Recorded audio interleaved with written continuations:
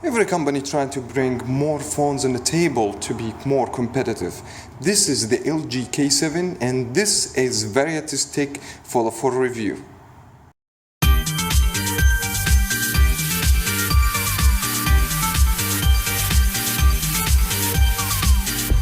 Let's gonna look on the design first. I believe LG this time they learn a lesson by doing a phone as a bigger phone screen, which is bigger is better.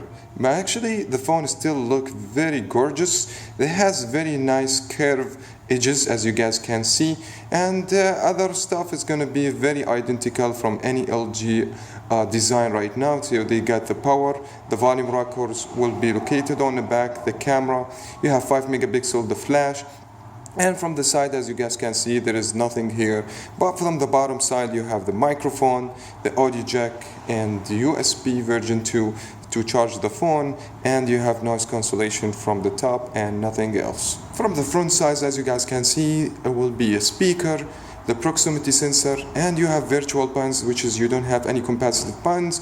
Phone still looks very gorgeous, the glass is very reflective, and there is no LED flashlights for any notification unfortunately, which the LG fixed this in this phone, but unfortunately they didn't. The back is going to be removable with this phone, and you're gonna find underneath the battery, which is 2045, and nano SIM and micro SD card slot. It supports 32 gigs, and if you want me to do a 128 gigabytes test of this phone, don't forget to leave the thumbs up. As I mentioned, the battery is removable and it's 2045 milliamp hour, which is guys not gonna expect to have it for so long, but this phone actually same as any other smartphone on a budget. You're gonna expect 3 hours to 4 hours screen on time, and as you guys can see I got 53% on the battery lifetime, and that means on my regular usage is gonna stay for 5 hours and 8 minutes. Fortunately you have power saving mode, and automatically if you would like to get it turned on you can just keep this one on. When you reach 15% of the battery will start let you save some power. The display is 5-inch IPS LCD, but the resolution is not that good. You have only 480 x 854, and the PPI actually very low, 196. I mean overall you can see the display with no problems, especially for the angle size. I mean you still can't watch the screen with no any problem from any angle side, which is something good I found in the display. 5-inch, I believe you may need more than actually this kind of resolution, but still the screen you could say it's very acceptable. Highest YouTube resolution you can go with a 480p. Internal memory in the phone will be 8 gigabytes, but you're gonna have only 3.13 gigabytes after everything pre-installed in the phone, which is mean this is actually good and better than the other phones that has 8, which is you don't get more than 3.5, which is good job LG by cleaning the operating system to let you have more. And actually you can extend the memory card up to 32 gigs, and I believe you can go with 128 gigabytes, but we haven't tested this yet. We're gonna do it in separate video. The phone has the 5.1.1 Lollipop on board when you purchase the phone. I'm not sure if the actually LG they're gonna do any kind of updates yet, so we haven't heard yet from LG they're gonna do a marshmallow update. I haven't experienced any lagness on the phone or the phone frozen me or stuff like that, which actually the phone is very snappy. As always from LG they have their own UI, which is actually I love it because it has a lot of bunch of customizations and where you actually have more also features. For instance, you can just double tap on the screen like that to get a switch off and on, which is knock on, which is really amazing. You don't need every time to go to the power to power up the device because it's in the back, which is make it more convenient. Also, if you want to just launch the camera, you can just go ahead and double click on the volume down while the screen is off, and will take you to that, which is really good. And also if you want to go to the quick memo, use the volume up twice while the screen is off and will take you to it right away. I mean, which is really good. And also you have some toggles here where you can actually go as a shortcut way for you. If you want to go to the camera, you want to go to the gallery and make phone calls or text messages, which is really convenient. You have some toggles as well here, which is you have easy access, which is I believe every Android lollipop has, which is and the other stuff in the phone, you have the knockout. And if you just go to the settings, you're going to be able to see here's toggles, which is very organized here. So you got the network on one side, you have the sound, you have the display, and you have general, which is actually I love that organization from LG.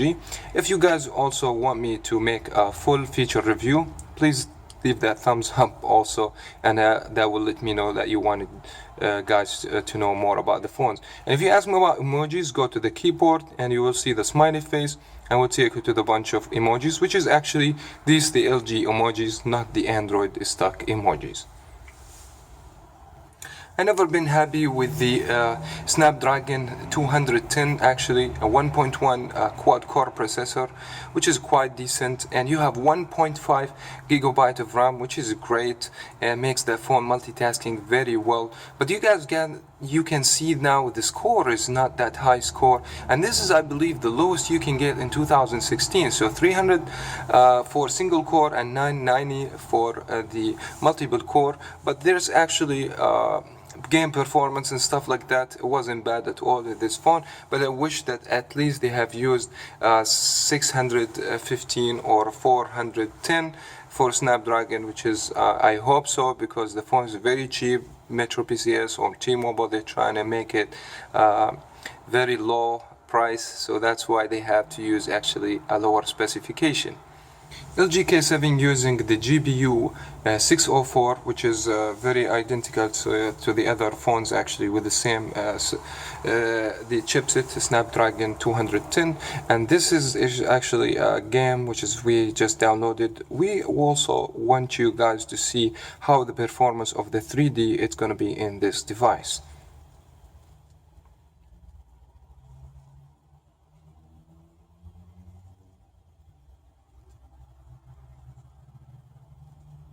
Very much there is no lag, and the frame is very smooth. So for like not high end up games, actually you're not gonna expect too much of lagness or problems in the frame.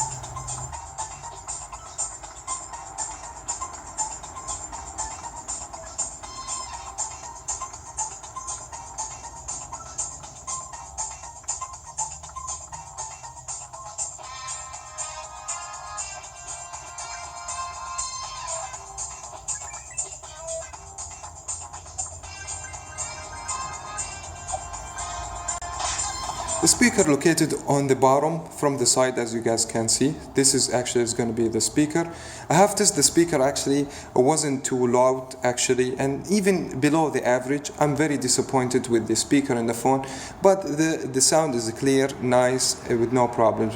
If you have your phone where actually there is too much traffic, you're not going to be able to hear it, so make sure to use the vibration.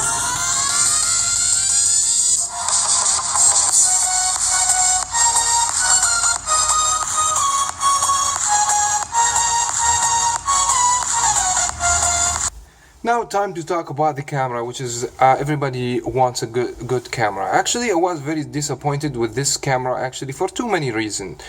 First of all, I can't do more than 720p for video, either way, for the front or in the back.